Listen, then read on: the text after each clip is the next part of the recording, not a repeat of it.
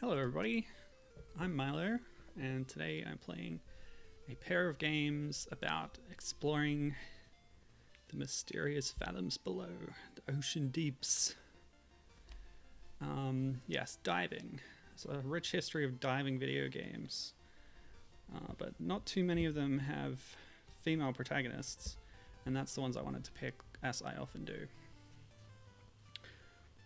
So today I'm going to be playing a Famicom Disk System game called Titanic Mystery, and the box art is on the left there, but I flipped it at the last minute and decided to do Barbie Ocean Discovery first. So yes, Barbie Ocean Discovery. Hi, I'm Barbie. Let's search for lost treasure. As we explore below, let's look for shells like these. Click on them and you can play games. When you complete the games the first time, you'll collect clues to help find a treasure.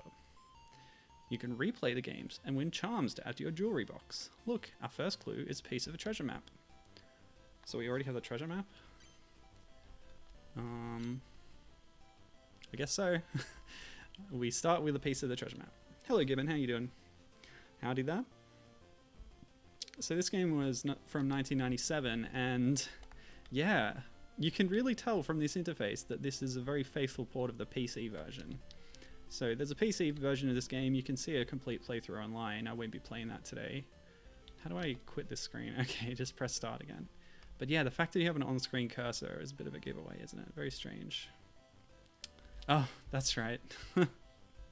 Sorry, thanks for the tip. I forgot to change the game window thing. Alright, let's start again from the top, people. This is Barbie Ocean Discovery 1997 on the Game Boy Color. The PC main version was made by Guerrilla Systems. I've played a few of their games on stream. I played, well, actually, just the one, I guess. It was Little Mermaid for Game Boy Advance and DS is what I played from them. Although they have other Barbie games in their back catalogue. So yeah, shells, map, and here's Barbie. Extremely pink skin.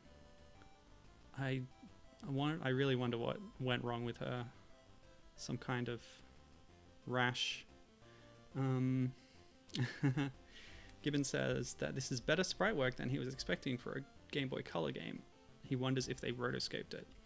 So yeah, Guerrilla did the main game, but this sort of conversion or port to Game Boy Color, and I'll show you the menu screen again. This is the fact that you have a very, you know, Windows-like cursor on the screen that you're moving around with the D-pad. Really tells you something, doesn't it? But yeah, the developers behind the Game Boy Color port are Real Time Associates Seattle, who are also known as Kryptonite Games. And I've played... what did I play? Okay, well, I played Princess and the Frog DS, but some weeks back with my spouse together, we commentated over me playing the Harry Potter Game Boy Advance game. I don't think that one was a Kryptonite one, but we definitely discussed some of the other ports of Harry Potter, and the RPG style ones, which were on the first two on the Game Boy Color, and then the third one was on the Game Boy Advance. They were all done by Kryptonite, and they have really quite nice pixel art. So I'm not surprised to see good pixel art in this game from them, because they have that reputation in my mind. Oh, Gibbon he works in the games industry, and he's saying that he interviewed at Kryptonite a few times. And he's also saying he wonders if they rotoscoped Barbie's sprites. I suppose it's possible. Yeah, given how smooth the animation is. Yeah, I wouldn't be surprised, I suppose. She does have that idle animation too, that's quite nice. You know, aside from the limited color palette here, I think it does look pretty similar to how it looked on the PC.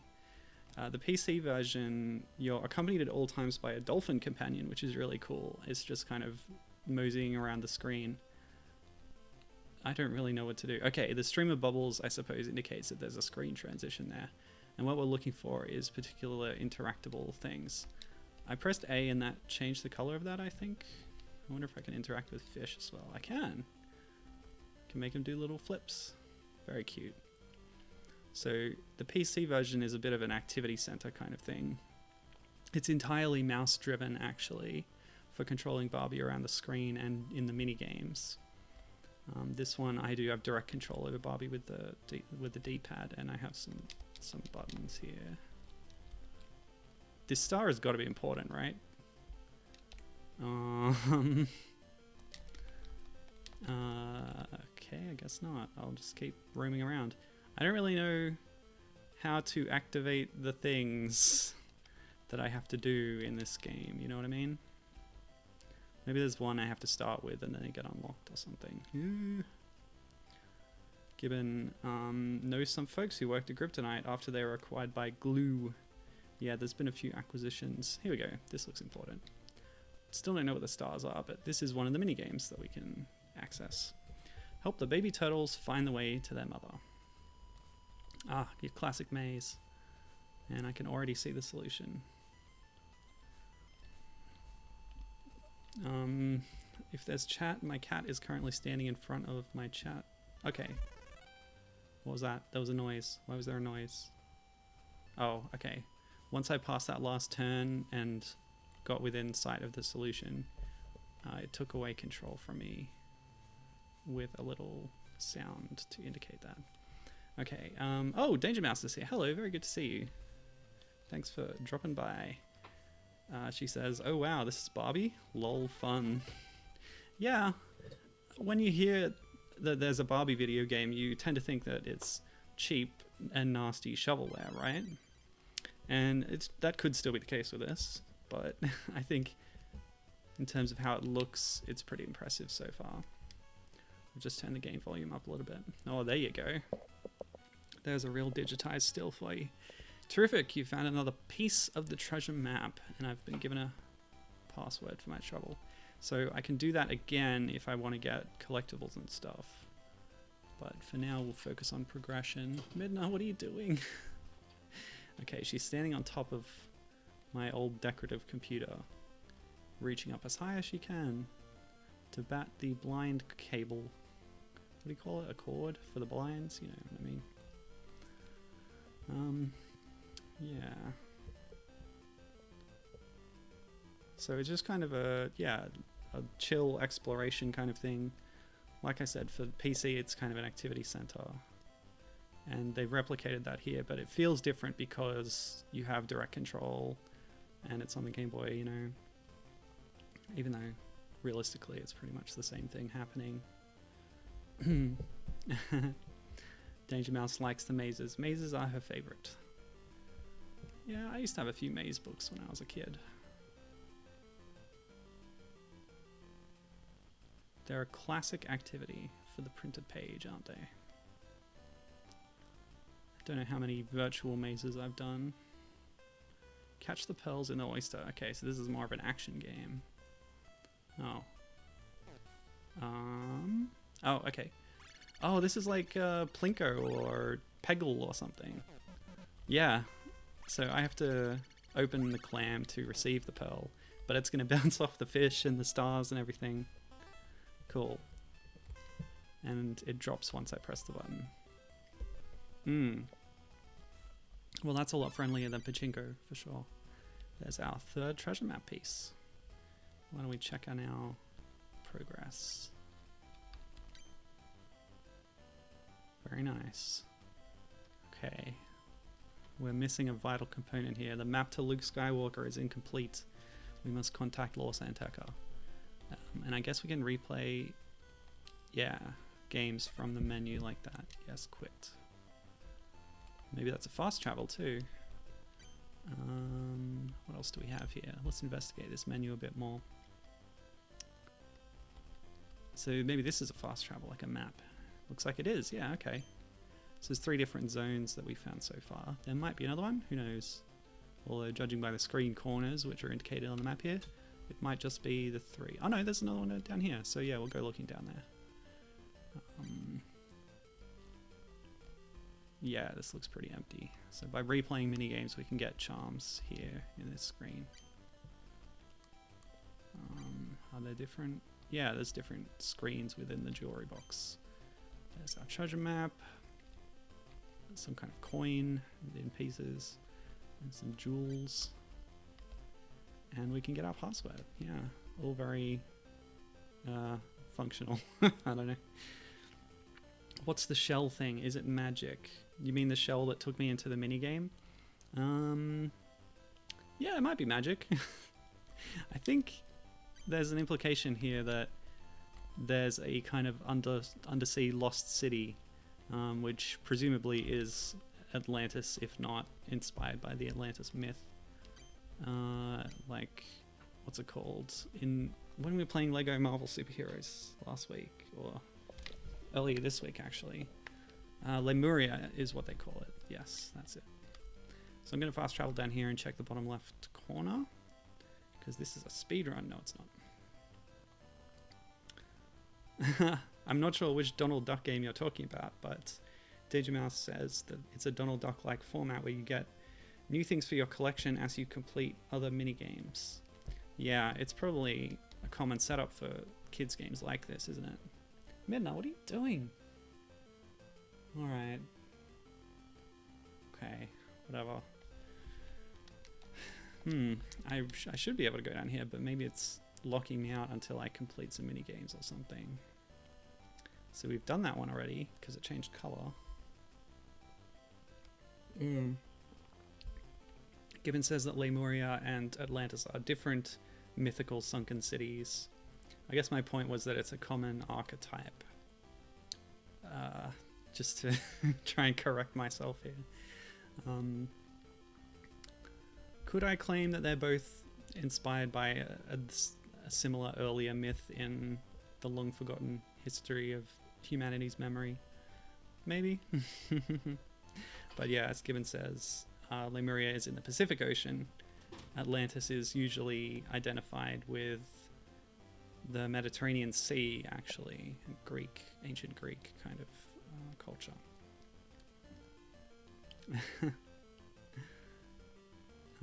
Tonya's got the wrong idea, thinking this was some other game that was localized as a Barbie game. No, this was developed at the behest of Mattel Corporation by Real-Time Associates, although the main PC version was Guerrilla.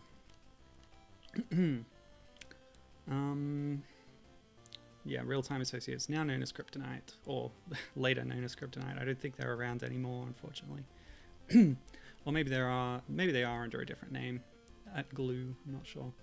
So it seems like I found minigames on 2 of those screens, but which kind of implies that there might be one on this screen that I haven't yet found, and maybe that will unlock the bubble stream in the lower left corner of the map. That's my theory right now. Here we go. Can't believe I missed that. Drag the picture pieces, put the picture back together. Oh, these puzzles. I'm usually pretty bad at these kind of things. In fact, whenever they come up, I try and get my spouse to do them. I don't know if we actually did that on the Lego Marvel stream, but there's been like picture moving puzzles like this, tile moving puzzles to make a picture in that game, and I just hand the controller over to her and she does it. Did the same in Wind Waker and some other games that have them as necessary components. Minna? Okay. You want to get down? Thanks, honey. Oh, my cat. Okay. So that's the 3 of those. Okay, and this arrow is now here on the map, so that's what that indicates. Cool. I like the fast travel. Let me see.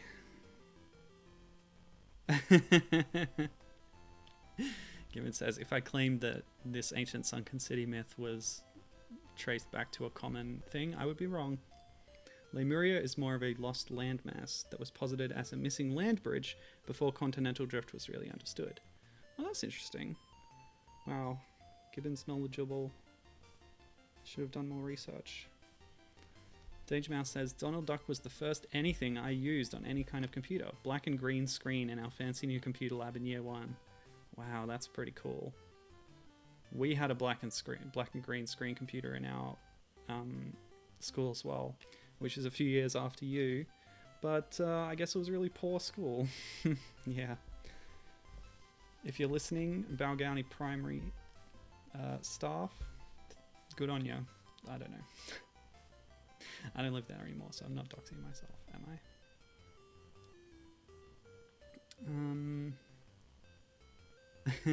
I? Alright, so super job. According to the map, we should explore the sunken ship below. Let's go. So we started in the turtle zone, and I guess we're going to go through different zones. Okay, cool. So this is how this game is structured. Each of the zones has a few different sub-screens, and then those sub-screens have mini-games, and by doing them we get to move on to the next zone. So now we're finding an antique coin in a sunken ship. Oh, very nice. I like this. And I like the clean pixel art. One thing, if you ever look at footage of the PC version of this game, is that the screen is super busy all the time. It's just covered in an explosion of colors and a really busy background, and it's just, it kind of makes it hard to see what's going on, really. So I appreciate the slightly more sparse Game Boy Color version in that sense. Okay, touch. Oh, and yeah, if you were reading text back at the start of the game, it said for you to click on something, which just tells you again how much of a straight port this was, even though obviously they had to make radical changes to the, you know, game engine or whatever to make it a Game Boy Color. But anyway, touch the sea and enemy until they are all small at the same time. Oh no, it's another one of these puzzles. Okay. Oh, well, that was easy. It's one of those things where you hit the light and it turns on other ones in an arbitrary pattern and you have to figure it out. I guess I looked into a solution really early there. Okay, quick map check. So I guess that will lead us back up to the reef, but for now we're going to head back down to the bottom left. Danger Mouse says, I feel like you should be able to make friends with the fish. Well, I can interact with things and then I can watch this crab swim away. I can change the color of that fish. I'm sure that's a thing that happens. I know cuttlefish and other cephalopods can change color. Don't know any fish that can off the top of my head. But this is probably another remnant of the PC version would be, you know, common with kids' adventure point-and-click games is that you can click on lots of things on the screen and they'll do a little action that rewards you clicking around, even if it's not vital for progression. So I noticed this when I was playing like Freddy Fish and Pajama Sam. Freddy Fish was on stream. But yeah, so we don't have the cursor, but we can still have an interact button when Barbie is near something to make it do something. So what does this ray do? Sort of swims in an upward direction after interaction. The fish do a little loop. It's all very cute. Oh, right. So Danger Mouse before was asking about a magic shell. It was actually the antique coin. Well, we should be finding pieces of it very soon. Okay, so not everything's interactive. Oh no, that had a little animation. Bloop, bloop, bloop. Ooh, cannon.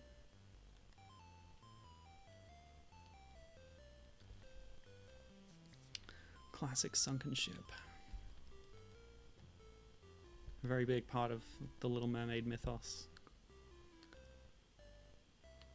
Okay, here's your next mini game. Let's do it. Catch the cannonballs in the barrel. What? Wait, how, what?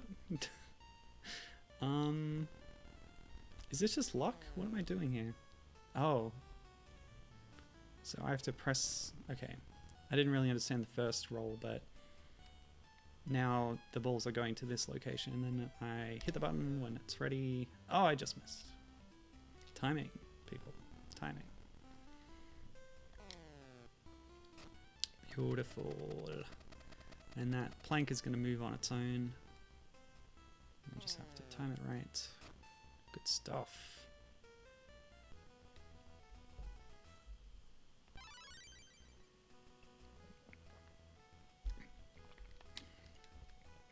Oh yeah. As far as other things that Kryptonite has done, I mentioned the Harry Potter stuff, but they also did Princess and the Frog DS, which remains one of my most popular streams for some reason. in terms of views on YouTube for the archive. I think that game was okay. I was more impressed with the Brave game that I paired it with. Yay, fish. Friendly fish.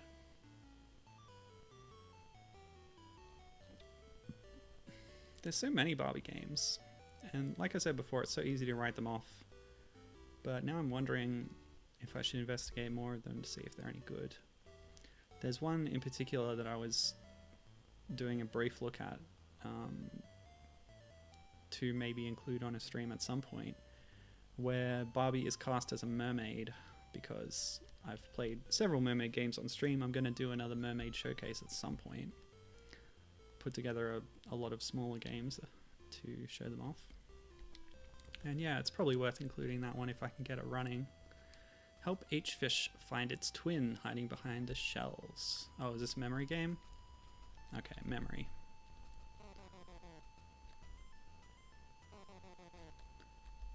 We'll see how well we can do at this without adult minds. What? Seriously? What's wrong? Oh, they're different. Foolish me. So much for my adult mind. Yay, friends.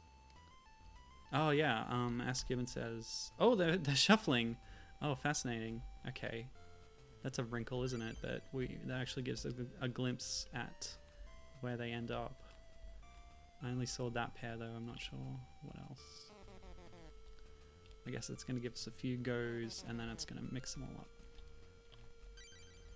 That's a much more interesting version of memory than other ones I've played, where you're just flipping cards until you're done. I think that was definitely one of those in 40 games that I played with my brother on the stream. But yeah, this is a good upgrade to the formula, I guess. Yeah, so as Gibbon said, they did the handheld Assassin's Creed titles. As far as I can remember, that consists of a DS Altair game, and there must be some other ones, but that's the one I remember. Do you have any more info on that, Gibbon? I didn't write down which Assassin's Creed games they worked on, Kryptonite. What I did note was that they made the DS version of Spider-Man Shattered Dimensions, which is something I mentioned during the LEGO Marvel Superheroes 2 stream previously, because it has heavy involvement of Miguel O'Hara, the 2099 Spider-Man, as well as Noir and who else? Is Ultimate in that? I don't remember. I haven't played it yet. Terrific. You found all 3 pieces of the coin. Let's give the coin to the gatekeeper. Oh my. Is there someone living down here, or are they talking about this statue? And what is this? Is it a Metroid? I'm not sure. Yes, let's give it to the gatekeeper. Oh, this is an actually interactive screen. Okay, that must be the coin. Okay. Click and drag. Nice. Hello? Put it in the hand, of course, of course. I am indeed smarter than a 5th grader. Amazing, the coin opened the gates to an underwater crystal city. It's beautiful, let's take a look inside. Crystal City. Capitalized. I assume that's a name that Barbie's just given it off the fly. We can see from the map that we are very close to finding the lost treasure. But of course, there's many games to do. So we'll get the crystals and then we'll get the treasure. So yeah, these are the collectibles for the different zones then. I like how this screen is being filled out. Wow, that looks very futuristic, doesn't it? This kind of domed tower. Okay, time to explore. Wow, so crystally, so gemmy. All these gemmies. We have different fish. We have some kind of worm or weed or something. And here's our first minigame. Play back all the notes in the same order. Oh great, it's Simon Says. Fantastic. Well, I have enough practice at this from Donkey Kong 64. What? Never mind, let's pay attention. Got it.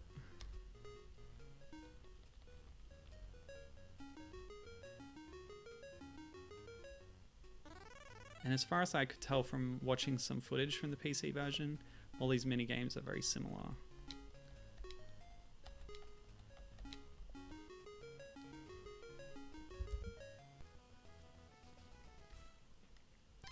Is that it? Great, thank goodness.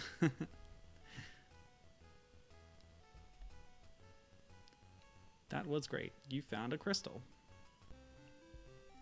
And no save backups here. It's all password system. Helps keep the cartridge costs down. Ooh, nice statue actually. Let me see.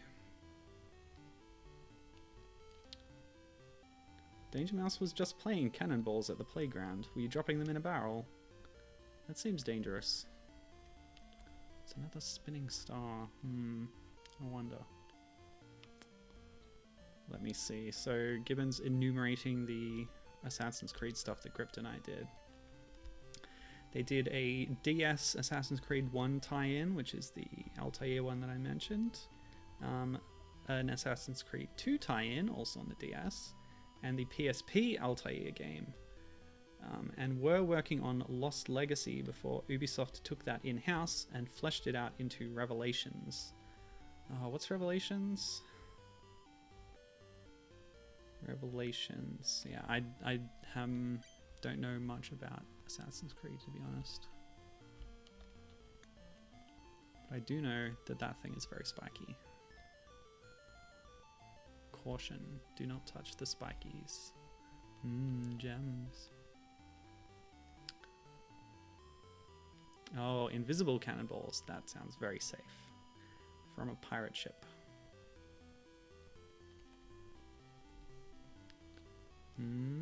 Oh, look at that dome structure. Amazing. Cool pixel art, I gotta say. I appreciate that a lot. I'm still a bit iffy of Barbie's skin color. Maybe in this game she's an alien. Just look at her head as you swim upwards, moving side to side. The two little pixel eyes. Look at that hair flow. Good stuff. Ooh, jellyfish. Hello. Hello, jelly. I noticed that, you know, starfish, people don't call them starfish anymore. I noticed that they often get called sea stars now because really they're not fish. But when are we going to get justice for jellyfish? And just call them jellies, I guess. Sea jelly? I don't know. I think it's probably fine to call them jellies, but it could be a little confusing with a certain gelatin-based dessert, i.e. jelly.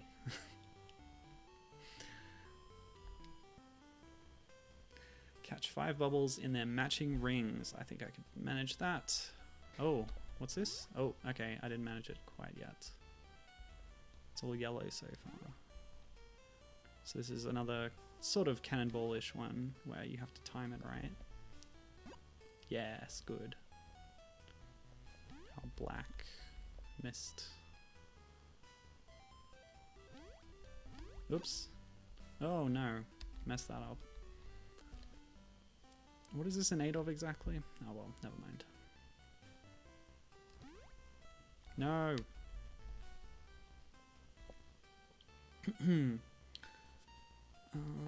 Revelations, says Gibbon, was the third console Ezio title.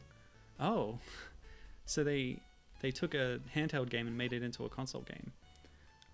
And it features some story I don't care about, according to Gibbon, plus Ezio visiting the sites of Assassin's Creed 1, and Animus in Animus sections, oh gosh, where Desmond as Ezio experiences some previously unseen events as Altair.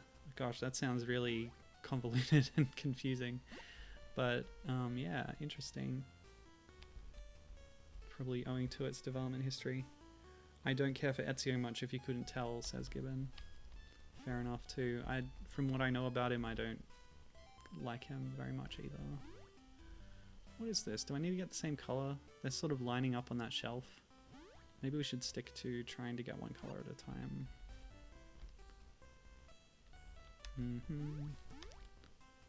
Just get rid of those.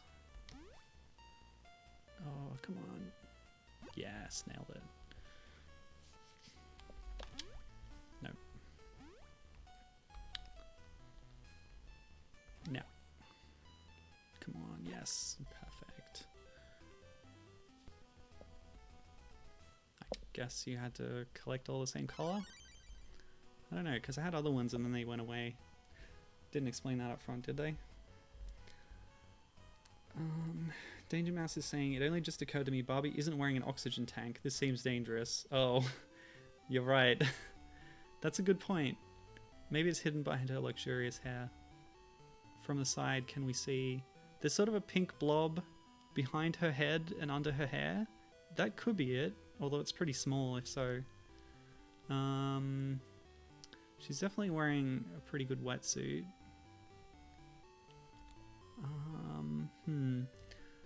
I want to look at the box art, but my view of it is actually quite small. I'll just bring it up on my phone.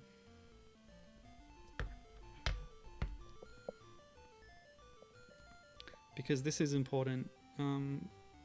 If you're going this deep and for this long, it's pretty much impossible to have an oxygen tank unless you have a sci-fi rebreather of some kind.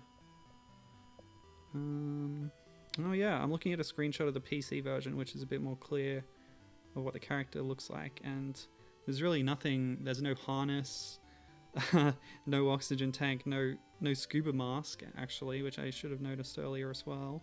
No goggles even. Oh no, wait.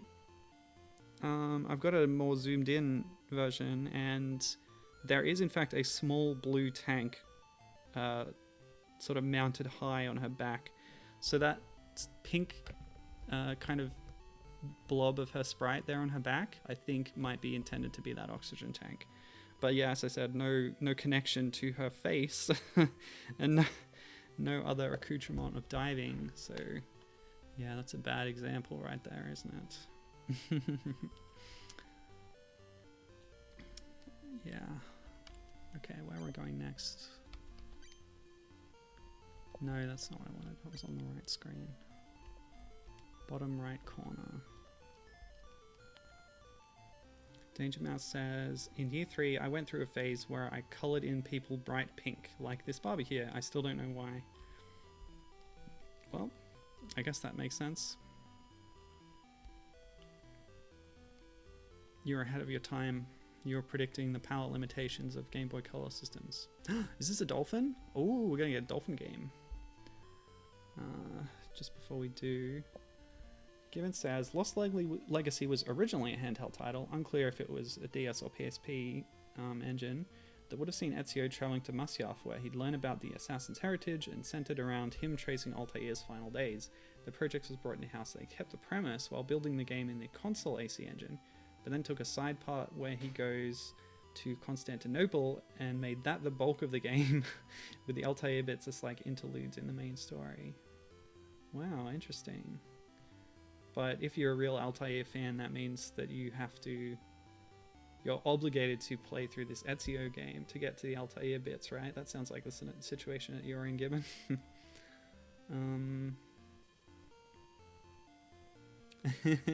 The small blue tank makes Danger Mouse feel better. Can't explain why, it just feels better.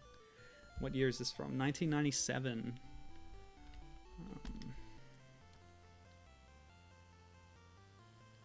When I would have been in year 97, year 3, I guess. Help Sandy the dolphin find the way to the vault door. So Sandy, I guess this would be the companion dolphin who accompanies you all the time in the PC version. You can just see their nose poking out on the side of the box art that I've cropped into the frame here, but you can see their whole head in the full box art. So help Sandy the dolphin find the way to the vault door. Oh, it's another maze, but this time we're more zoomed in, so it's actually a bit harder. But oh, look at this dolphin sprite. This is really nice, actually. It's beautiful. I think it's proportioned quite well too. That's actually pretty similar to how I draw dolphins when I'm doing them in really low pixel resolution, which makes me happy. I like this sprite a lot. Hey, this means this is a game where you play as a dolphin. I need to include it in my next dolphin showcase. Oh, great stuff. Oh, I better make a save state, huh? I'll finish this and then make one outside of the shell game, so I can get into it. Good stuff. There's no buttons, I'm just moving around the screen. And there's that little clicking sound, I guess that represents a dolphin noise, if you listen. It's intermittent. There it is. Every now and then Sandy makes a noise, I guess. Okay, let's do the correct logic of mazes, where you don't just randomly wander around like I have been doing. You stick to a wall and you follow that wall as it goes around, and you'll never get lost, and you'll eventually find the solution, I think. Unless there's a bit of the maze that's sort of cut off from the rest and in a pocket. I think that's a counter to that strategy, possibly. But yeah, there's our little dolphin maze done. Yay, dolphin time, says Danger Mouse. And yes, Gibbon is indeed in that situation, being an Altair fan. I found the last crystal, which means we go straight to this screen. Fantastic. You've collected all 3 crystals. Place them in the correct order around the door to unlock the treasure. Oh gosh, how am I supposed to know the correct order? Have they given me clues, or is this just trial and error? I think it might just be trial and error. Or am I just getting it right the first time? That's one way to do trial and error. Okay, so the green one made a big happy noise. There you go. And I guess it glows more when it's in the correct one? Yeah, okay. So that's how you know the order. And it is trial and error. Wow, look at the incredible treasure. Imagine what we can do if we use it to help save the ocean life. There's a good message for you. Where did the treasure come from, though? Does it belong in a museum? How do salvage rights work? I actually don't know the law on that, but... Oh, see, as she's spinning around, you can just spot a tank on her back that is now yellow for some reason, but it's outlined this time. But I guess this is the end screen of the game. Look at the treasure. We found it, and we're going to use it for Ocean Conservancy, which is a very noble goal. So good on you, Barbie. And we are a great team, yeah, indeed, indeed. I can do a new game. Treasure story. Terrific. So I don't know what this is. Terrific teamwork. We found the treasure. I'm sure you have many questions about our underwater adventure. Perhaps you were wondering whose ship we explored, why the Crystal City was underwater, and who owned the treasure before we found it. I did. I asked that exact question. Let's start at the beginning. Have you heard of the Royal Crest? It was one of the Queen's ships that was lost over 100 years ago. The ship and its captain were sent to collect a treasure that was never found. I hadn't heard of this legend either. Oh, this is Barbie talking. I hadn't heard of this legend either until recently when I found the captain's diary. No, let's not do that. The captain wrote, "Today I saw through the ship's telescope a magnificent crystal city on a far-off island. When I arrived, the city was deserted. I knew something was terribly wrong. While I was exploring, I discovered a fantastic treasure, safe within a crystal vault. The vault was protected by a special crystal lock. Only 3 special crystals could open the door. I found 2 that fit the lock, but I could not find the final crystal. It's because you didn't have a dolphin friend, my guy. As I could not get inside, I brought the 2 crystals back to the Royal Crest and drew a map of the location of the city and the vault so I would not forget. Suddenly, the island began to tremble. Mountains started to pour lava. It was a volcano. I watched as the island slowly sank beneath the waves. There's a lot of lore here that I was not expecting. I realized that the people on the island must have known about the volcano and left just in time. The eruption has caused a tidal wave. My crew is in danger. We must abandon ship. But I have to keep writing this diary entry. I wish the reader of this diary... It's still going. Good luck finding the crystals. Only then will you find the treasure. Inside the diary, I found a piece of the treasure map. I thought it would be fun to search for lost treasure, especially with a friend. Okay, so this explains why we had the map at the beginning. Maybe they should have put this earlier. I don't know. Thanks to you, we found the rest of the map, opened the gate to the Crystal City, placed the 3 crystals correctly in the crystal lock, and found the incredible crystal treasure crystal. We really are a great team. So that's referring to me and Barbie as a team. Although I would include the dolphin as well. See, there you go. Dolphin time. I guess it didn't fully explain who lived in the city and who owned the treasure, but they all left, I guess, and didn't come back for it, so I guess it's up for grabs. Right, now what I wanted to do was make that save state, didn't I? So fast travel to... No, quit. And that should put us outside it. Yes, okay. So I'll make this state there, and then I can come back to it later when I want to play the dolphin game again. Dolphin save game.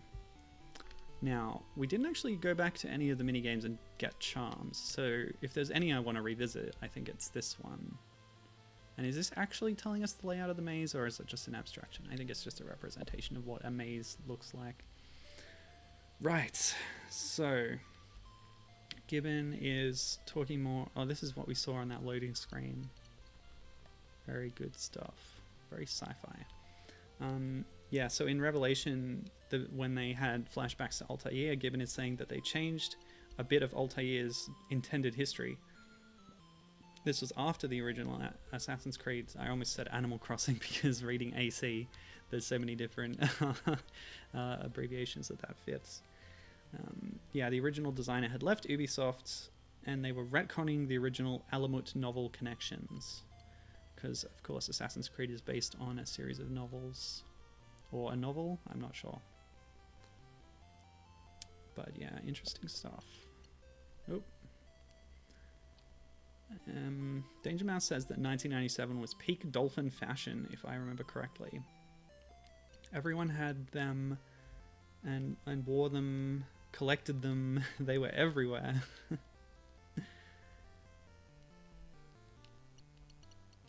Oh, thanks for the suggestion for the gems.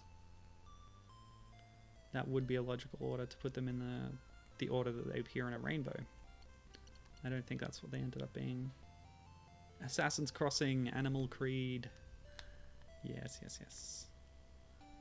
Barbie founded the Octonauts.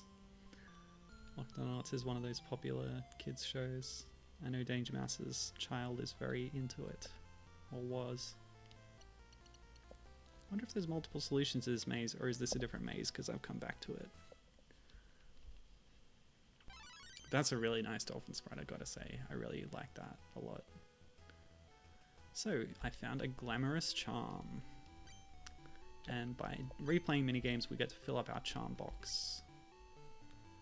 So it's not that. Even though it looks like it would fit there.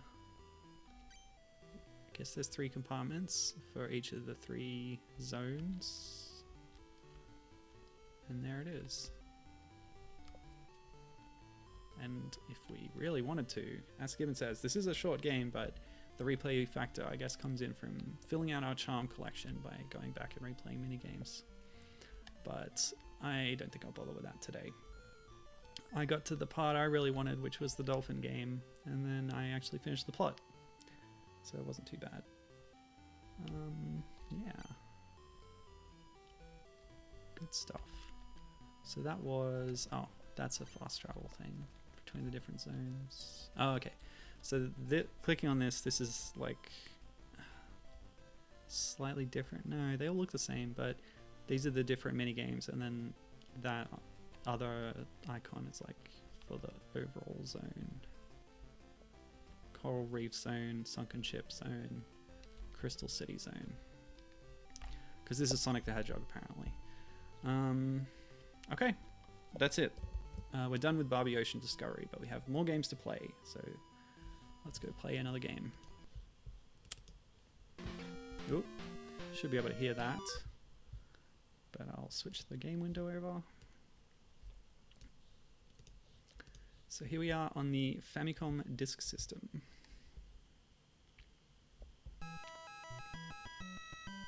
Oh, okay. Danger Mouse says that she knows a lot about sea creatures and ocean conservation because of Octonauts. That's really cool. I didn't know that about the show. I'm impressed. And she says Barbie did well to invest with her treasure. So the writing there said Titanic Mystery, which is the name of the game. The subtitle being Ao no Senritsu, which, according to my own translation, means blue shiver or shudder, like Senritsu means like a tremble or a shiver. At least that's what I found. I saw a website say that it was blue melody, but I don't know. It could be different kanji that mean different things, you know, but have the same reading. This actually sounds loud in my ears, so I'll turn it down in the OBS. I'll actually turn it down in my own headphones. For some reason, Famicom Disk System is very loud. I don't know.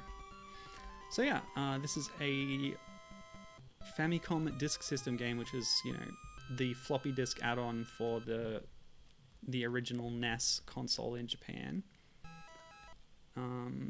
And it came out in 1987, but this is actually based on a 1986 game for the Commodore 64, which is called Titanic: The Recovery Mission, or RMS Titanic, depending on the label. Okay, yeah, we got to give ourselves a name. So, Ma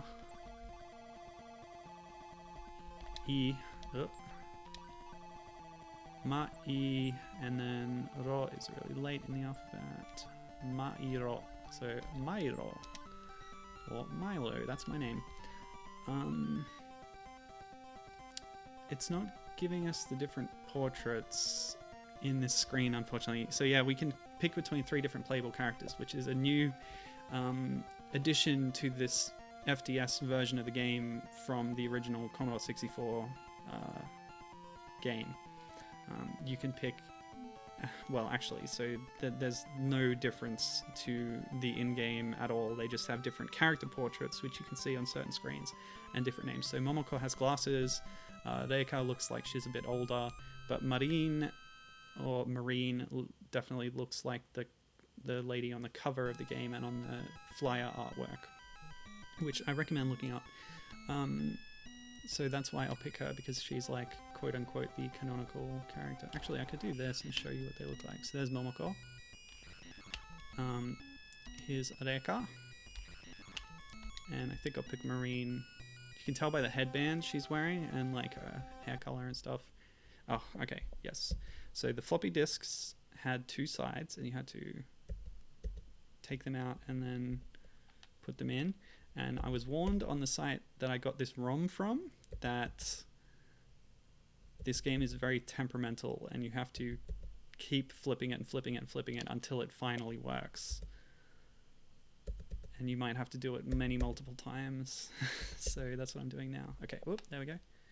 Now loading. Did I flip it after I had... hold on, I'm just rewinding for a second. Oh, by the way, I didn't mention up top, but I fixed my controller problem, which has been plaguing me for a long time now, with random inputs being mistakenly inserted into the computer. Apparently it's something that happens over time with DualShock 3s, that there's a small part in there that's made of foam that presses a contact surface onto the chip, and that carries the signals from the buttons.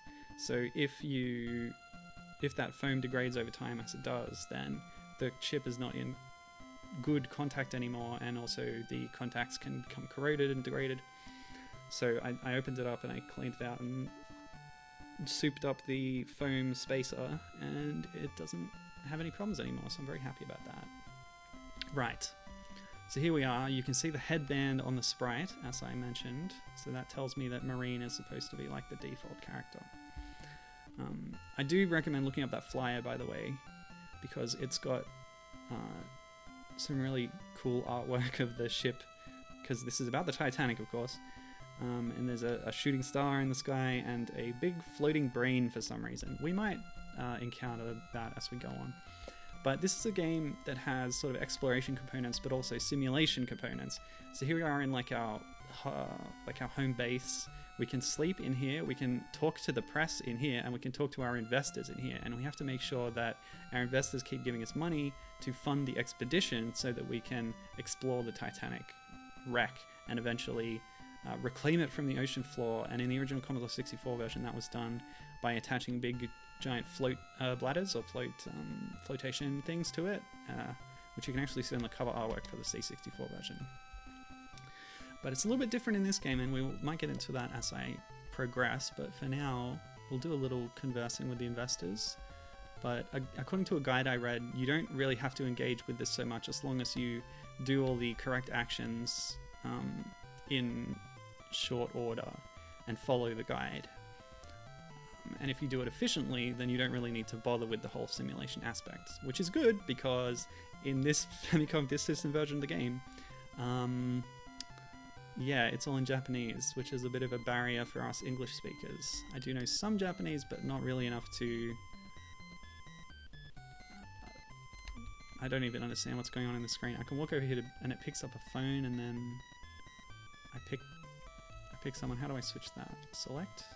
B? Oh, so pressing B cycles through our different investors. So, I don't know, we'll talk to this guy with the glasses. Nanika, Seika, or Agetara. It's saying the same thing as the other one. Shushush, te ageyo. I don't know what that means. And she walks so slowly. Oh yes, and you need good relations with the press to ensure that the investors are providing you with more money. So yeah, there's this whole aspect of the game, which was all there in the Commodore 64 version.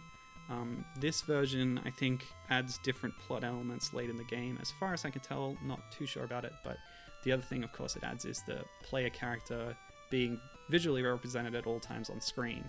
On C64, this was all just menus, and then during the dive portions, it was all in first person, which was actually an interesting thing because there was like a grainy film effect over the gameplay portion. But yeah, they're asking us questions. Depending on who it is, you have to give different answers, which they might like or not like. So this is like, they're asking me a question, I can say yes, no, ma sonno koto ne, which is like non-committal, chigan janai, which is like, that's wrong, isn't it? I think is what that's saying.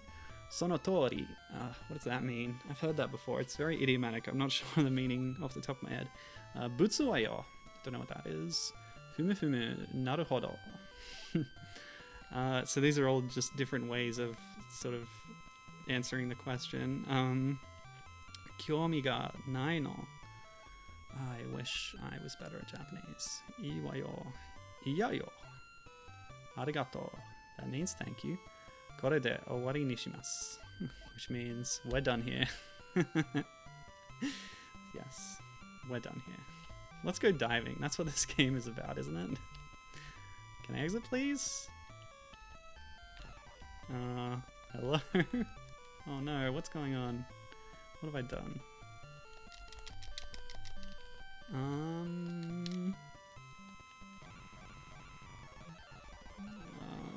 So slow. I guess all the reporters left and they locked me in this room and I'm just gonna starve to death. What is going on? All the other times I walked up to a door. Okay, oh gosh. Maybe it's really picky about your positioning. Right, let's dive finally, shall we?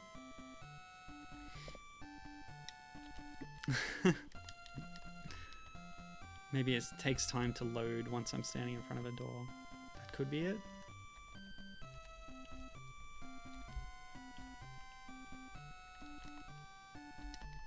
I think I need to press A at the right time, and I was just being dodgy about it. Okay, it's another flip. Oh, it worked. Oh no, error. Oh, that's not good. Flip. Loading. Oh no. Oh, that must mean I got the wrong side. Okay, whew. I was hitting the button an even number of times. I had to hit it an odd number of times. Okay. So, yeah, we're diving finally. Here we are inside the Titanic, I think. I think we're here already. And yeah, we've got our characters swimming around, and as you can see, a mask with a breathing tube attached to the clearly prominent tank on the back. So, very good. That's how it should be. Let me see. I've got a few buttons here. A sort of reaches out my hand. Maybe that's for grabbing items if I find anything. Oh, I can actually leave the screen. I can go down. Oh no, there's a down. I thought it was that. okay, that means that the layout is more complicated than I expected. I can also go into the screen, which does nothing if there's a wall there, of course. So A deck. Oh, okay, A deck, B deck. There's different floors that we just pass between them very easily. Whoa, okay, screen wrap. Oh no, I just went down 2 screens while a screen transition was happening, I guess. Oh, I'm gonna be so lost, aren't I? I'm not currently using the map from the guide, which means I'm just gonna be stumbling around for a bit. After I get bored of that, I may use the guide a bit to try and get to some kind of milestone of progression. But to cover some chat here, Danger Mouse's child is asking her, can you do something? Had to explain that I'm not playing this. No, I am. She is not. But yeah, the child was bored because we were just standing in a room, I guess. That's annoying, actually, because when you get to the edge of a screen, like, I can't move during this. So if I was... You saw there, I was moving diagonally, and then while that sort of transition animation was playing, she kept moving down and then screen wrap twice, which actually moved me down 2 decks. There's doors. I swear there's doors. I experienced at least 1 door during a test run. So, yeah, well, we also have an arrow in the bottom right, which might be telling us something. Yeah. By the way, if you are at the bottom of the Atlantic Ocean in the Titanic, I would probably, you know, we praise the fact that she's wearing her tank and breathing mask and everything, but I would expect a little more protective equipment in the terms of the costume, like some kind of wetsuit that keeps you warm. What she's wearing right now, I would not say is suitable for a deep sea diving expedition like this. It's, I guess, there to make the character look better visually to the eye of the intended audience, I expect. Which is unfortunate, but yeah, I mentioned the harness. I'm sort of more familiar with scuba diving equipment now that I've played. Actually, that's the reason I'm playing diving games today, is because I've been playing diving games on my own time. I played Endless Ocean 1 and 2. I played Beyond Blue, which is not a depression support organization. It actually is in Australia, but it's also the name of a sort of interactive... it's almost like a nature documentary, but also a game, which is really cool because they worked with the Blue Planet 2 producers.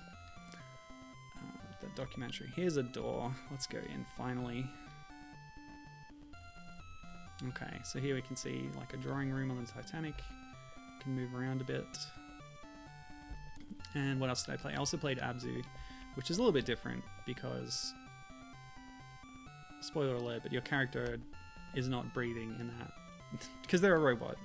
Like, yeah, okay, yeah, spoilers. But yeah, as I was saying, the harness thing, that's how the tank stays on your back, but you need all this strapping and stuff, and you can see that on the cover art.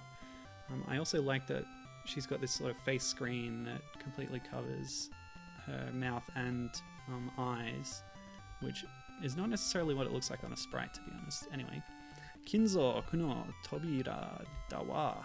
I don't know what that means, but I can't go through a closed door, so we have to keep looking. I wonder if I should be searching for items or if they will be obvious to me. Oh, what's that? Is that a hidden door? I don't know. Yeah. Alright, so to cover some chat here, Gibbon is saying, man, Famicom games really were a different breed. They had the imagination to do, like, everything. Well, I'm going to correct you there, because this is very heavily based on a Commodore 64 game. All the gameplay to it is basically taken one-to-one. Why did the door disappear? Yeah, it's all taken one-to-one from that 1986 game by Oxford Digital Enterprises. And by the way, they might otherwise be known for 5 different Trivial Pursuit games, the Yes Prime Minister licensed game. They also did the conversion of Space Ace for the SNES, so this is a part of that burgeoning big trend of Laserdisc FMV games. But they made, you couldn't get a Laserdisc FMV game on a Super Nintendo. Oh, what's wrong? I don't understand anything about how you navigate in this game. I'm sorry. I'm really just fumbling my way through, and that's kind of dumb of me. But that's kind of the point of the stream, I guess. I'm stuck in this room now until I run out of air, aren't I? Okay, so when I hit that button, I went from 37 to 38. So maybe I went through the door, but it was like instant. What's going on? Oh, now where am I? 39. I don't understand. So if I hit B here, yeah, wait. Oh, that's not like, I thought it was like map coordinates, but I think that's the time. Silly me. Sorry. Oh no, Danger Mouse's child is warning me. Pay attention to your air tank. Thank you, I will. It's currently at about 3/4 full, so we should keep an eye on that. We don't want to run out of oxygen as we explore this wreck. Given, I should have said 80s games. Yeah, this is quite a complex simulation. Not only do we have this really intricate map, which is quite difficult to navigate because I don't really understand how it's laid out, but yeah, all the simulation aspects on top of it. You got to watch your air, you got to be aware of where you are, you have an inventory to keep track of, which you'll take some items to some places and so on. But yeah, also the whole investors business that's happening, and I guess if we are out too long we get tired, so there's a sleep system. Maybe there's timed events in the ship, I don't really know. There could be anything happening in this game. That's how complex I think it is. I don't know why some screen transitions are instant and some aren't. But to cover the rest of the chat, Danger Mouse says, I think my mum used to dress like this as a bodybuilder in the 80s. The leotard with the belt. She's got some photos somewhere. And hurrah for breathing, yes. Proper breathing equipment. Yeah, the whole leotard look, it's like, yeah, that's a kind of swimsuit, but I wouldn't wear it for diving. That's another thing that I've learned from all the Endless Ocean and stuff. Full wetsuits, very important. Yes, this is the Titanic. And yes, this is a wall made entirely of bricks. That is a good point, Gibbon. Yeah, I don't know. Maybe it's fake brick effect wallpaper. But yeah, there's a lot of furniture too. But you know, the whole thing was made of metal, I guess, right? At least the frame.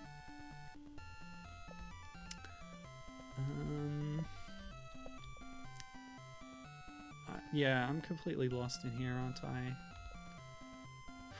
What can I do at this juncture? Wait for my air to run out. This song is really annoying, by the way. Okay, I'm gonna look at that map.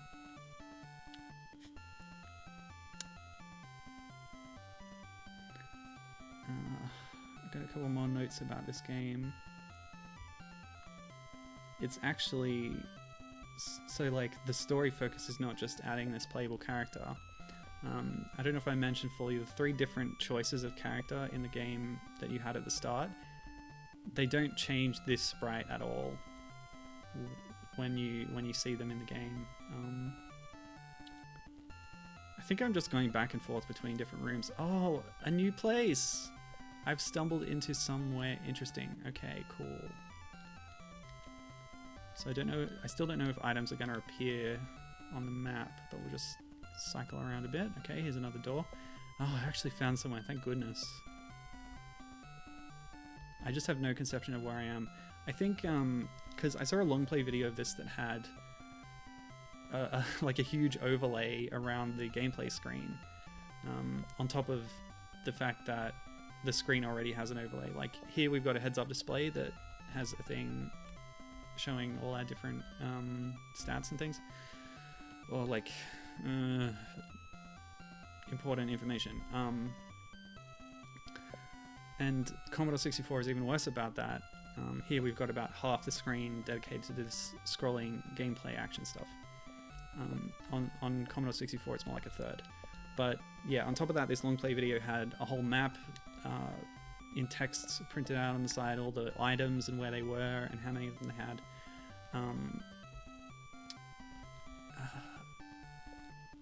But yeah, I think part of the intention for games of this era is that you're drawing your own map. You have some grid paper next to you, and to help you navigate, you're making your own map of the game world, or else you're using a map that someone else has made to help you get around. Oh, I'm so lost. I got to that technology radio room or whatever, and then I just left it, and now I'm back in these endless corridors. Ooh, all brick. Kokode agare ba hosen ni modoreru wa. Okay, let's do a bit of quick translation, shall we?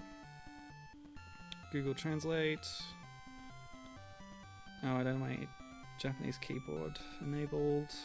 1 second. Keyboard. This jingle is getting really annoying. It's too short. Japanese Romaji keyboard. Okay, so kokore, which means here, like we're here. Agareba, agareba.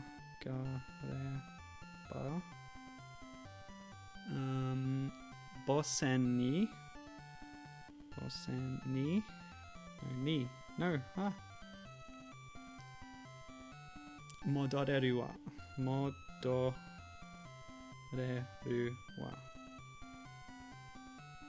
Okay. So what she's saying is, or what I guess a narrator is saying is, if you go up here, you can go back. So I guess we're back to the screen that we first entered on when we first saw this vast wall of bricks. And if we go up, we can return back to home base. Good to know. I don't know if my chat's broken again, but I'm not getting anything. I'll just refresh it real quick. Oh, how do I get back to chat? Oh no. Okay, there it is. I haven't got anything since Child says pay attention to your air tank. Wasn't I already on the A side? Maybe not. Went back to disc flipping. Riveting gameplay. So I sort of alluded earlier to the Famicom Disk System port adding plot elements. I found references to there being ghostly apparitions in this game, which I'm not sure existed on the original Commodore game, which might have been more of a straight realistic simulation. So I think this one might have added fantastical elements.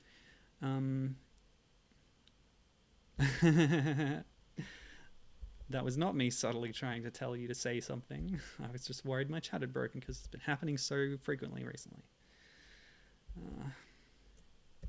I can't remember which side I'm on, but I'm just flipping. I'm still flipping. Ghosts on the Titanic? No. Well, yeah, but ghosts don't actually exist. So if they're in this game, then that's something they've added. Although, yeah, there have been a few projects over the years to attempt to raise the Titanic. I think I heard about this on the QI podcast, No Such Thing as a Fish. But all of them, you know, they never got very far. There have been plans to fill it with something like ping pong balls to give some buoyancy that lifts it up, or attaching the giant flotation balloons as they do in the C64 game. But yeah, none of them ever followed through.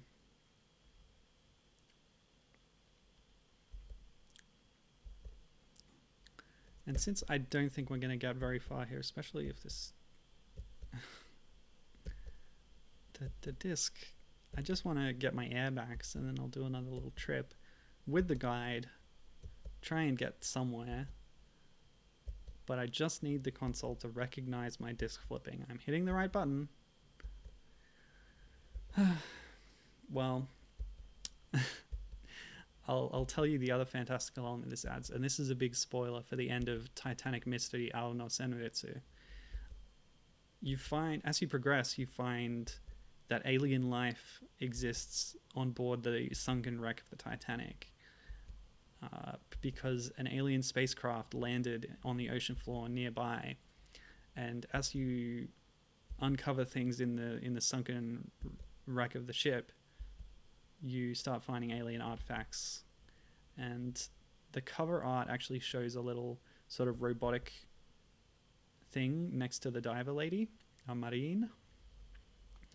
And I don't know if that's supposed to be an alien, but yeah, the fly that I mentioned with its giant floating brain, I think, is an indication of the sort of mysterious, fantastical things that exist in this version of events.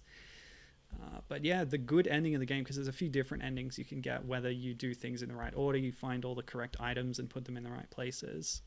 But the best ending is that the aliens trigger a volcanic eruption, which both frees their ship and somehow provides the necessary buoyant force underneath the Titanic to push it up to the surface. So you succeed in your mission of raising the wreck of the Titanic, which, by the way, some families of the victims of the sinking are against moving and raising the Titanic, because it's sort of a resting place for a lot of human lives there.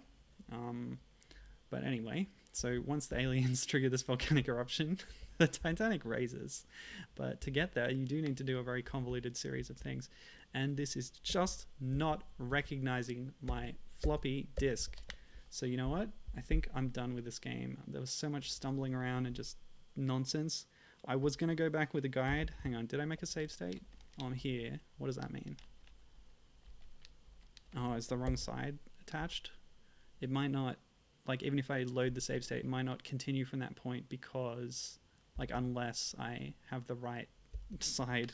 Okay. I do want to have a quick go with the guide to try and make some progress at least. But then I have to actually get to a point in where the game lets me try to continue. Alright. So yeah, this is the main menu. I think I can continue from here. Alright, so I have a map, and start here when you begin your dive. Okay. I'll try and follow this map on a quick little diving expedition here. But as the chat is saying, what do they want to do with it when it reaches the surface? How are they going to build a museum big enough to house it? This is a very good question.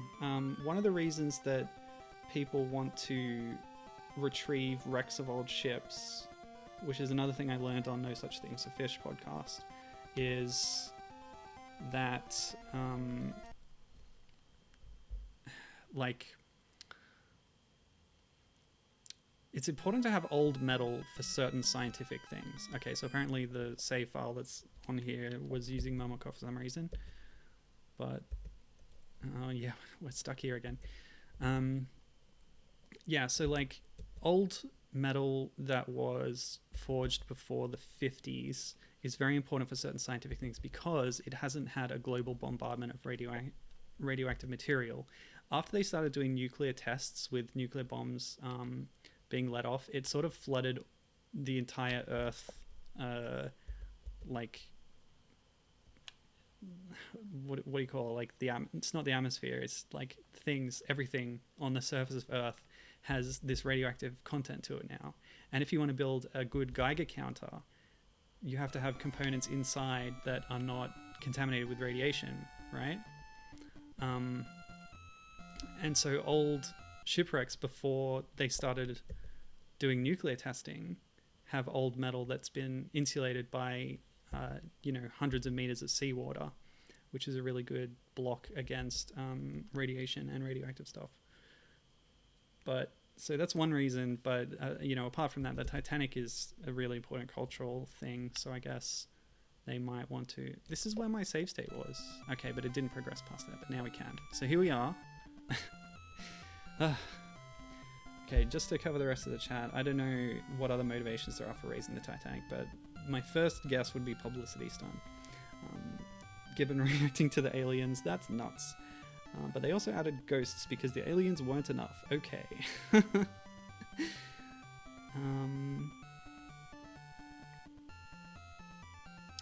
Yeah, this is what I read. And Gibbon says, yeah, it's how they can spot fake classic paintings because the paint has radiation traces if it's newer than nuclear testing started, or other fake antiquities. Yeah, it's fascinating stuff, isn't it? Okay, so I'm following a map now on a guide. I start at A and I move to the right and then I go through here.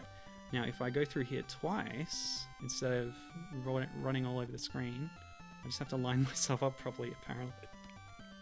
Go on. Get in. So now I'm here.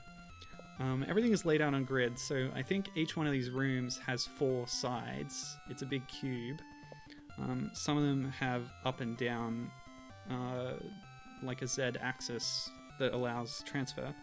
So what I was doing was just sort of stumbling blindly, but now that I know what cube I'm in, I can continue like this. So now that I'm here, I should be able to find... Okay, so it's come up straight away when I get to the room where something is. San migi ni nanika aru yo ne. So she's saying that there's something to the right of here. And I think it is intended to be her saying that because that whole thing is like a vocalization that implies that it's natural speech. Okay, so I should be able to find a piece of metal on this screen according to the guide. And if she told me to turn to the right, oops, I went too far. It's okay, I can like rewind and stuff. I don't know where it would be. Maybe I need to go more to the right?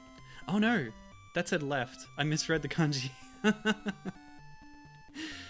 Yeah, it's hirari, not migi. Okay, so... Okay, now I'm lost. How many times have I turned? Oh, there it is. Okay, good. Silly me. Okay, let's pick that up.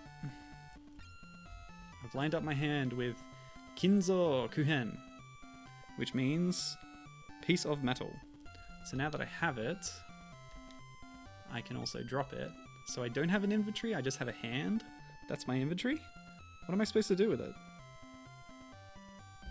Oh, this is just all the things that exist on the map. Where's the actual sequence of events for walkthrough? Okay, so what I need to do, this might come in handy later, but what I need to do first, straight off according to the guide, is go to point C and find an old safe.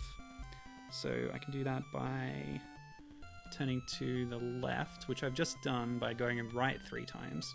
So if I go through this door twice, then I'm in room C on the map that I'm using. Oh, what did that say? Hidari ni. So she's saying again that there's something to the left of here. So I go this way, and there you go. Wait, that's not a safe. Did I go the wrong way? What is this? Ah, no. Not all the way to the edge of the screen, just enough. Ah, stop it. What is this about? Okay. Tesage Kinko. That is a safe. Oh, it was under a pile of silt. I've just uncovered a safe. Okay, cool. So I picked it up. Great. And this is what this game is like. If you don't know what you're doing and you don't like explore really thoroughly with a map ready, then yeah, then you're gonna have a bad time. So the next thing it tells me to go is go to location D and grasp the door handle to open the door. I don't know why I had to get the safe to do that, but maybe there's some inventory management thing. You can grab the item, you can press A to drop it. Okay, so the intent is to take the object that you find and drop it in an appropriate location. But it's telling me that I next need to go and open a door, so I don't know what I'm supposed to do with the safe. Maybe if I take it back to the hub at this point. Because one of the other things you can do to get the press on your side is to find treasures and bring them back. And then they're all impressed by that. Yeah. But, yeah, I think I've given a pretty good overview of the game at this point. And if I continue playing now, it's just going to be following this map, going through, finding items, because it takes a while to really make any kind of, significant progress. Oh, okay, so after you've gone through that other door, you use the safe to bash the door handle off a different door, and then you find a ring, you get a stuffed bear, blah, blah, blah, blah, blah. Oh, and that's when the ghost appears. Alright, let's at least get to the ghost then. Yes, let's do that much. Oh, how do I do this? I'm gonna need... Alright, I'm gonna like speed run through this, and I'm gonna pull up the map on my screen. I'll just turn the game off briefly. It took me too long to get to this point, didn't it? Titanic Mystery guide. Oh no, there's too many games with the same names. Gah. Oh no, Senritsu. There's a lot of Titanic-based video games, you know. Okay, this ought to do me.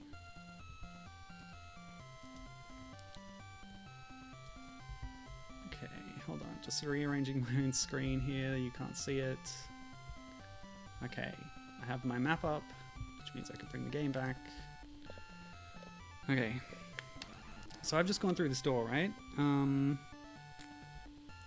But I need to get to D. Okay, so I just go through here again. Now I'm at B, and then I turn right.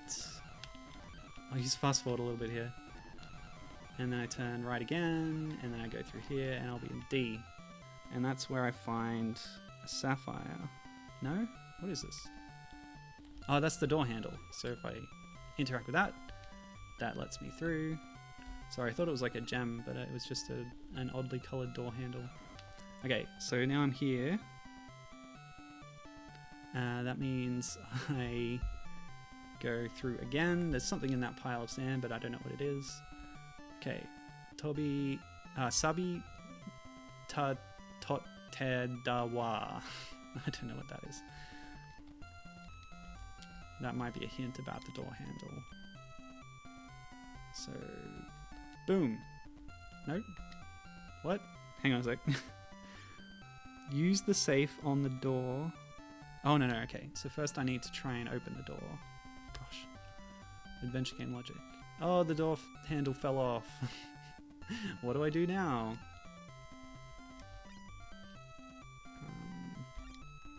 Now we pick up the safe and go... Oh, no. Is that right? Like this? Oh man, I don't know if this is definitely the right place. I just don't know how to use safe on door, you know what I mean? Aha, like that. Okay, so I've opened the door and I've got the sapphire ring. It says you don't need the ring, so feel free to drop it. And now go to location H, which is through here, to the right, through here, and then right again, and in here. Oh, this map is so helpful, you guys. I'll show you what it looks like briefly. This is the layout of the Titanic. Yeah, each of these is one of those rooms I've been in, and you got to get all the way through. Okay, so this is room H, is it? I think. Okay, stuffed bear. It says get the one on the left, and it says that the bear speaks to you. Boku o issho ni tsurete yo, which means I will go with you, basically, or like I'll and boku, which is a male pronoun usually. So yeah, it's telling you that it's going to come with you.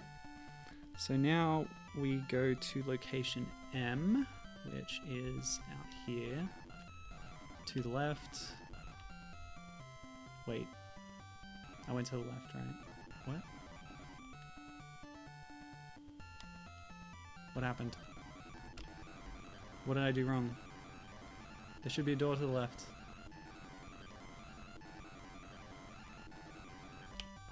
Sorry about the sound while I'm fast forwarding and stuff. Okay. Something's wrong. What did I do? Did I go out the wrong way? Maybe I... Bear? No bear? Ah! What's happening? I've gotten turned around. So is it this door? And then this way? Oh no! What's happening? Okay, I accidentally... Oh, is this G?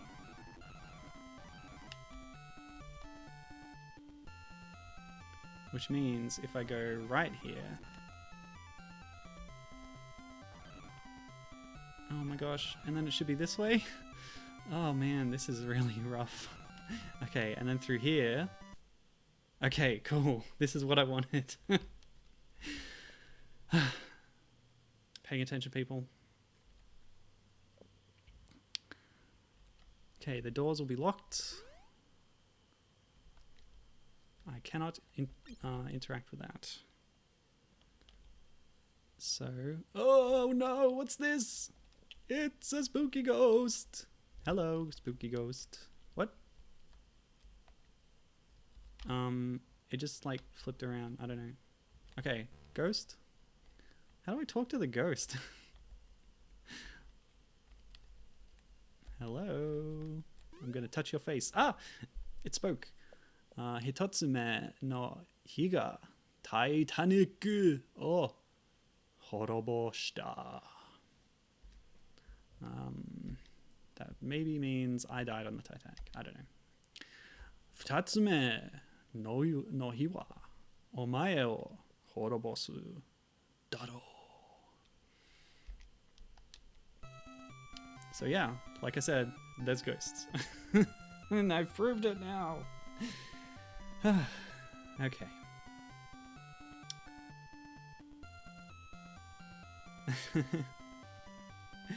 Danger Mouse is shook by the revelations about radiation. Gibbon says, yeah, welcome to modern times. There's literally radiation in the air we breathe. Whee! Danger Mouse's child came back into the room and wants to know how you refilled the air tank. Well, I went back to where I entered and I left. I went back to home base and I got a new air tank. Holding one item at a time feels like poor planning with no pockets. Yes, says Danger Mouse. A Three Bears game that needed a map. Yes. All games back then were like this. Well, adventure games.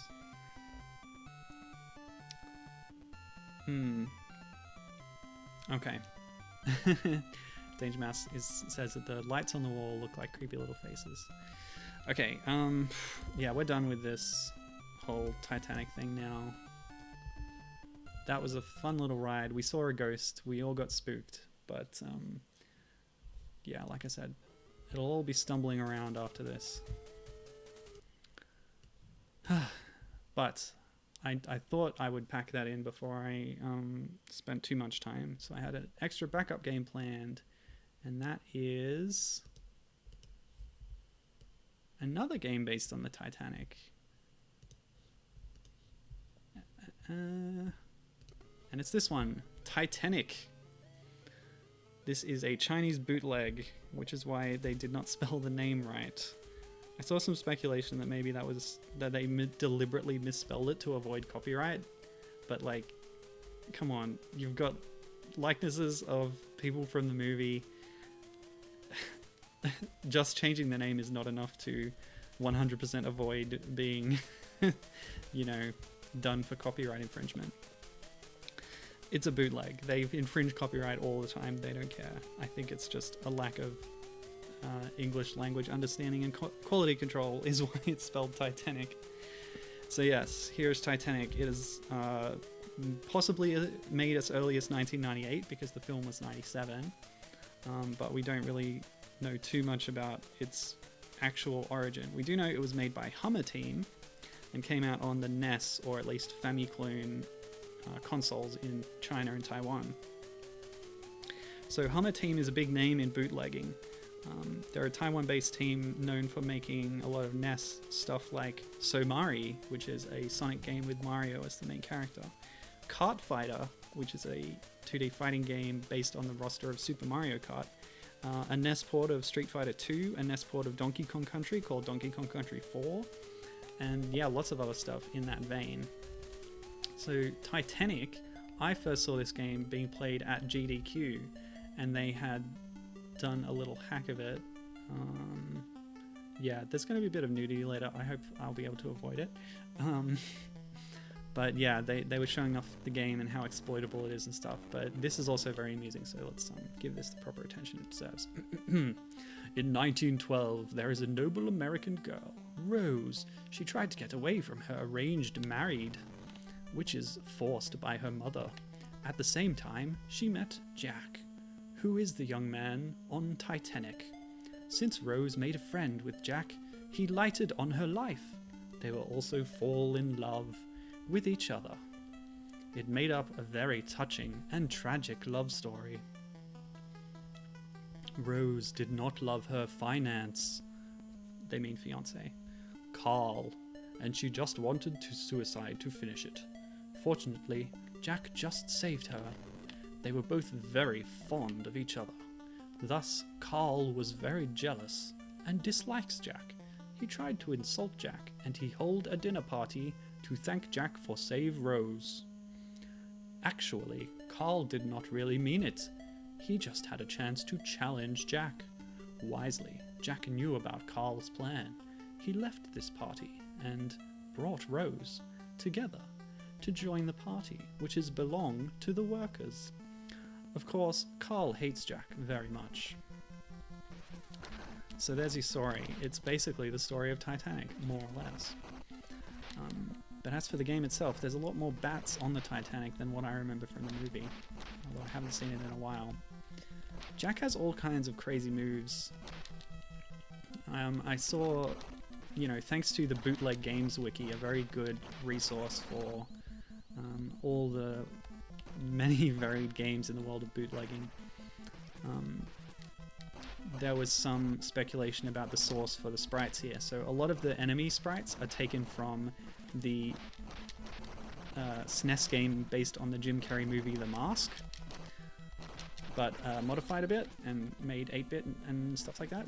But as for the player character sprites, because spoiler alert, we're actually going to play as Rose later on, as well as having this Jack segment. According to Bootleg Games Wiki, they're either based on Kyo Kusanagi and Athena Asamiya from King of Fighters, because Hummer Team also made a NES D-Make port of King of Fighters 96, bootlegged of course. But another note on the page said that they are possibly based on Axel and Blaze from Streets of Rage. Oh, by the way, this maid is one of the few characters not taken from The Mask. I think there's similar characters in Castlevania games, but I'm not sure if it's the same one. So yeah, there's all kinds of moves you have. You can jump, and while crouching, you hit that button to do a kick. You can punch and crouch punch, and while you're crouched, your animations can interrupt each other. So you can punch and kick very rapidly in succession. And apparently, I learned this on the same GDQ stream, by mashing the crouched inputs, you can interrupt any animation in the game, including your own death animation. So if you do the right inputs as you die, you don't actually die. And so you can just get away with it. So apart from the punching and the kicking, I've got the shoulder barge move. I've got the jumping punch diagonal like that. And I also have a charging uppercut like that. So this happened, I did a brief bit of testing for this, and this happened before the boss didn't spawn, and I had to sort of move around a bit, and maybe it spawned later. Yeah, it's a bootleg game, it's not going to work 100% the way you expect, unfortunately. Oh, there he is. There's our boss for this level. And it's very tricky. Oh, can I cheese it? Can I please cheese it? That would be nice. Yeah, hitboxes, what are they? Just crazy. Let me see. Danger Mouse saying that she had such a crush on them back then. Who Jack or Rose? Both of them? Oh, right, I died. I died twice? What is that? Because I had 6 lives, and then I lost one when I got knocked down, and then I respawned and I lost another one.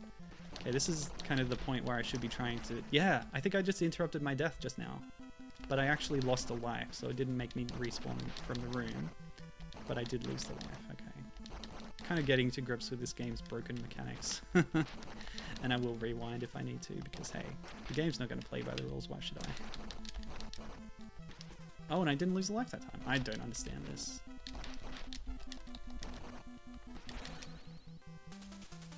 Hey, level down.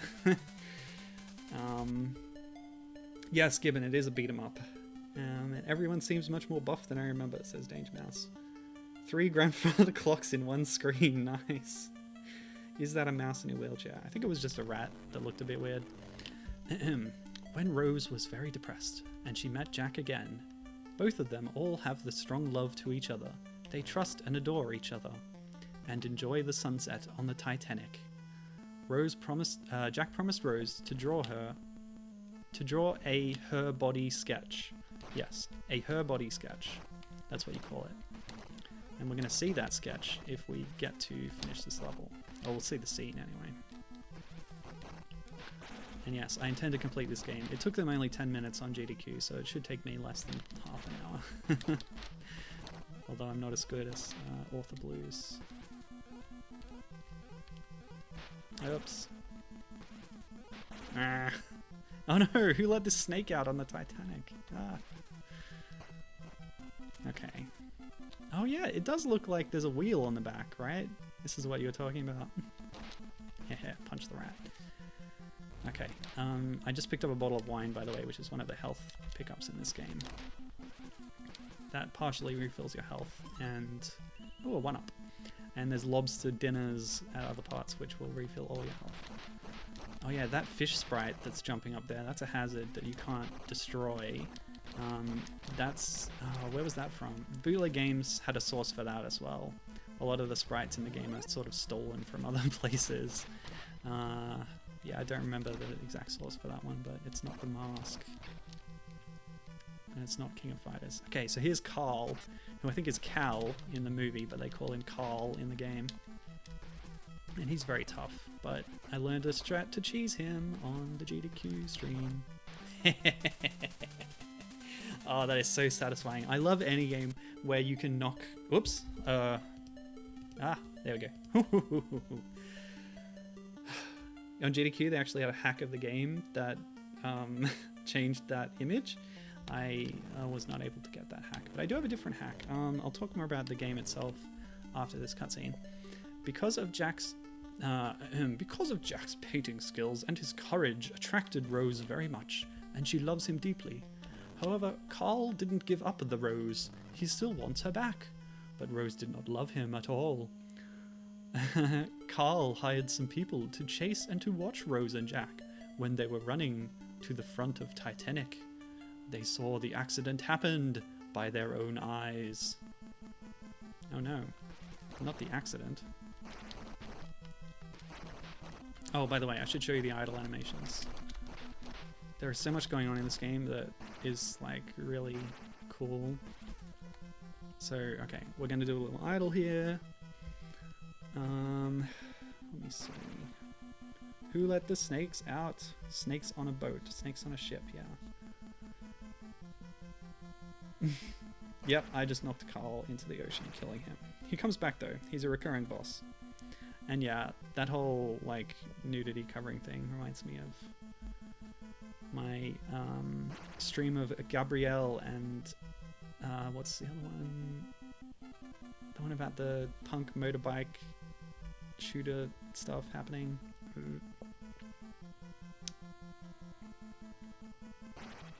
I don't remember the name of it, but anyway. Oh, I can remove that now, actually. The cutscene's over. There you go. We can have full gameplay back. And yeah, the idle animation is just amazing. He pulls out a chair, he sits down, he starts sketching. So that's what Jack does. Okay. Nuts. I can just escape everything, it's fine. Oh no, a bouncing life preserver. Huh, actually, what door did I need to go in? Have I missed it already? Is it this one? Oh no. These aren't non-linear levels now, are they? Hmm.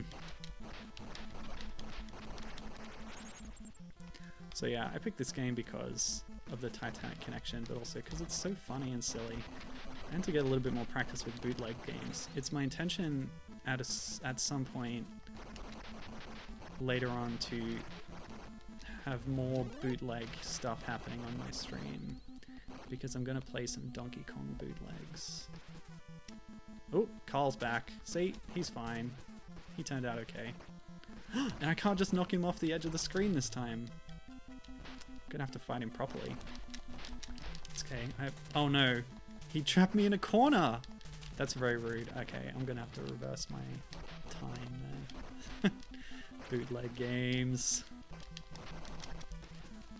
They tried a few times on GDQ to get like exploits on the bosses where they can trap them in an infinite damage loop. But it looks like Carl has a really good flexing motion here. I guess I should start that fight over again.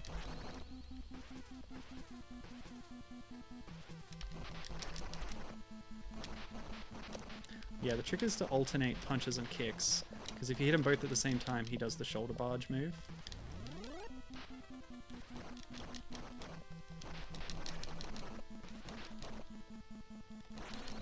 We done? There was a sound. Okay, so I'll save state there. Hopefully I can take out Carl this time. You can't cheese this fight as much as you could the other fight, I think. Oh, seriously. Oh my gosh. Carl? Billy Zane? Stop it, man. Actually, if I interrupt my death animation, I can probably get away with being knocked down as many times as I can get away with. Yes. Threatening me with a gun. Okay, here we go. After the Titanic accident happened, the crew members did not tell the facts to all passengers because they were afraid to cause the passengers panic. But the Titanic had the strong damages and it was getting sinking. Unfortunately, there is not enough saving equipment to save whole passengers' life. At that moment, it showed the big difference of noble people and poor people's fate. Indeed, indeed, indeed. So yeah, that was phase 1 of the game. In phase 2, we play as Rose, the heroine character played by Kate Winslet. So yeah, this game was originally released on the ABAB 3-in-1 multicart, but most people know it. It's sort of a more popular release on the Super New Year cart 15-in-1. And on that release, which is the one that was widely ripped and available to people. Oh my gosh. So I think Rose's crouching attacks actually don't reach as far down. This does not look like a Blaze Fielding to me. The style of dress, I think, is a bit more female. Anyway. More snakes. So I have special moves too.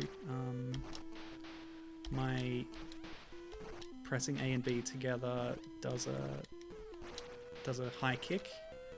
My up and down attack is... Hold on. Oops, no, I don't want to go through the door. Is the axe attack. Ha! Get axed. But I do have the same ability to interrupt my punches and kicks while crouched. So it's powerful against humanoid enemies. I just am not as able to hit the low creatures, the low dogs of Krenangra Council. Oh my gosh.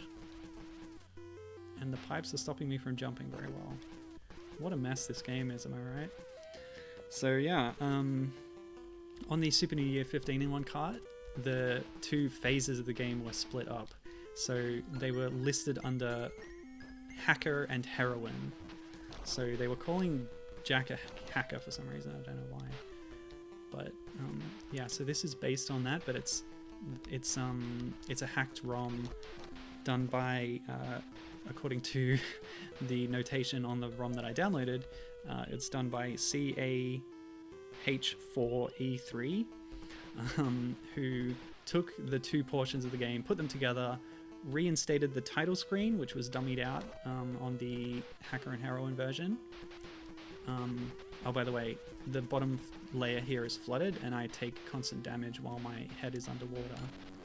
And yes, the dang fish knocked me away, but if I get to that lobster quick enough, then my health will come back. Oh my gosh, okay. Okay, it's not jumping. I don't get enough height jumping, so I have to wait for the fish and then try and walk. Yeah, okay, cool. Just made it. That timing is tight, but it's doable. So yeah, while my head's underwater here on this flooded section, I am taking damage, but it's actually decent water effects for the NES, I would say. And later on that, the water level does change in a different phase of the game, I think, a different level or whatever. And yeah, the reason the water is there is because this is after the accident and the ship is filling up with seawater and it's sinking properly. So yeah, pretty interesting stuff for this game to include that detail, I think.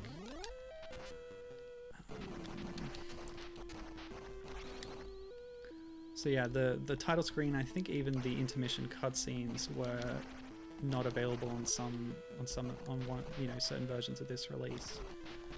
So this hack version is a really good, like, it's the whole thing put together, which otherwise you wouldn't be able to experience with the glorious Titanic title screen. Oh no, repeated shotgun. Can't believe I can't hit this guy. Hitboxes are a joke. What's going on? Have I even managed to hit anybody with that axe yet? I think she does use an axe at a certain point in the movie, so it is faithful to the film, isn't it? I think the cutscenes definitely are summarizing the film, even with their grammatical mistakes and such. Okay. When the Titanic was sinking slowly, Carl libelled Jack that he stole the necklace of the Heart of Ocean and locked him at the bottom of Titanic. It was very dangerous, and he probably will lose his life. Rose was very anxious about Jack's situation, and she escaped from Carl to save him. At the same time, the captain ordered every passenger to wear the life jacket. Ow, what? I was hurt by random debris. And yeah, here's where the water level is rapidly rising because the ship is sinking. Ooh, bouncy couch. Love it. Oh, come on. Oops. Hold on, let me just grab that health before I leave the room. Oh, there's a timer on this level, and it's going very quickly. Okay, come on now. Oh no, rat, I do not have time for this. Time up! Oh my gosh. Alright, if I can do it without getting hit by the rat. Yes. Made it. Oh my gosh. How exciting. As bootleg games go, this is maybe not one of the worst that I've ever seen. But it clearly has some problems. Okay, whoops. Yep, that's me dead. Oh, by the way, we haven't seen Rose's idle animation. Now that we're out of danger, you gotta see this. They show it off on the GDQ stream as well.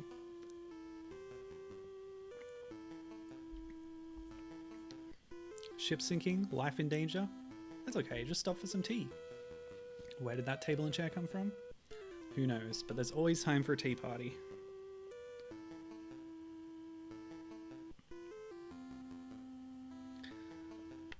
And of course, I should mention that as bootleg games do, they often get hacked and rehacked and then re-released with different character sprites and such. So there's a version of this game with the Harry Potter license added. It's called Harry's Legend, and they changed some things. I don't actually know if it's still on a cruise ship. But hey, why not? Magical cruise ship. But yeah, there's new attacks and projectiles and magic and everything to make it Harry Potter themed. And it's based on, the title screen is based on the Taiwanese cover of the book. Tea party on the floating ice. Perfect. You just gotta wait for it to get over far enough and for the fish to not be there, and then you can make the jump. Oh, good stuff. I'm actually pretty impressed by this game, knowing that it's a bootleg. It's got nice animation and stuff. And some interesting game mechanics. It's quite short, of course. Yeah, get owned, son. Where am I going? Carl's back! And he has a slightly different hat, maybe? I'm not sure. But I think we're still able to cheese this. I don't know why he's attacking me now. Does that happen in the film? I don't remember it well enough. Billy Zane, what are you doing? All the way over here? Well, you've just sealed your own fate, mister. So good! Right. Hold on, I gotta catch up with chat. I'll do it after this cutscene. The Titanic had sunk. Although Rose and Jack got away from the Titanic, they could not reach the lifeboat. Finally, Jack scarified himself to save Rose and tell her be stronger in her future's life. Then he was dead in the cold Atlantic Ocean. When this accident happened, there were 1,500 passengers fell into the ocean, and only 6 lucky passengers survived. Wow, only 6? It was a very low chance to survive. Yeah, no kidding. Then there were 700 passengers who were in the lifeboat. Oh, okay. Yeah, that's what I was expecting. They just only waiting dead, or waiting the help, and waiting the unforgettable relief. And yeah, credits. Not always present on bootleg games, but that's the team behind Titanic. An original game, it's not hacked from something else, although a lot of the stuff is ripped off from other things. I guess we're stuck on this screen. So there's our credits screen, and that's it for the game portion of the stream, and actually the whole stream. I don't do anything except games anymore. Let me see, did I have any more notes on this? No, that's it. So let's just cover the last bit of chat. Danger Mass is confused. How is Rose hurting anything? Oh wait, she is effective. Good. And it reminds her that they used real ice water in the movie. Why did they do that? Apparently it was pretty rough to film. I know they constructed a gigantic tank and had like a scale model of the boat in it. And they did a lot of the filming for the water scenes in this huge tank. Danger Mouse says, I like the pipes everywhere in the background. This aesthetic is pleasing to me, but the rising water is stressing me. And as Gibbon says, bootleg games aren't always bad. There's tons of decent to good ones. Yeah. And yes, reacting with surprise and amusement. That's good. But yeah, as Gibbon says, not bad for a Chinese bootleg. I like it, and I agree with that. It's obviously very cheesy, but... And like the hitboxes and like the actual gameplay are a complete mess, but still, for a bootleg, you could do a lot worse. But yeah, playing as Rose, the badass action hero, is a really fun novelty for this game, especially, and that's why I wanted to play it today mostly.